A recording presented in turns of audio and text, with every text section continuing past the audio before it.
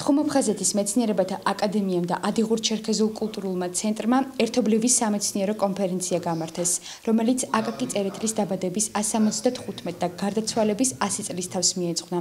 შეხვედრას ესწრებოდა აფხაზეთის ავტონომიური რესპუბლიკის მთავრობის თავმჯდომარის მოვალეობის შემსრულებელი ვახტანგ ყოლბაიაც.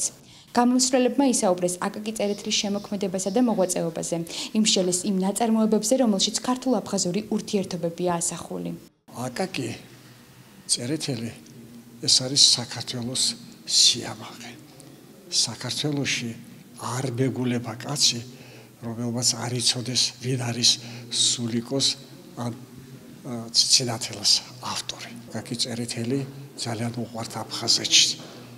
აკაკი წერეთელმა დაწერა ის გენიალური ნაწარმოები, რომელსაც ქვია გამზდელი, სადაც არის მოცემული კრეფსითი სახით აფხაზი ხალხის ყველაზე მაღალი ზნეობრივი თვისებები. და ეს არის მწერალი, რომელსაც უდიდესი სიყვარულით მოეკიდა იმ საკითხებს, რომელსაც აფხაზეთი და აფხაზები ჰქვია. ბატონი ოთარი და მისი კოლეგები ცდილობენ ისეთი თემები წამოწიონ, რომელსაც აფხაზურ-ქართული ურთიერთობის ძალიან კარგად წარმოჩენა შეუძლია. აფხაზ ჩვენს მეგობრებს, ჩვენს ნათესავებს კიდევ ერთხელ უთხრათ, ჩვენ ერთი გენეტიკური ფესვიდან მოვდივართ.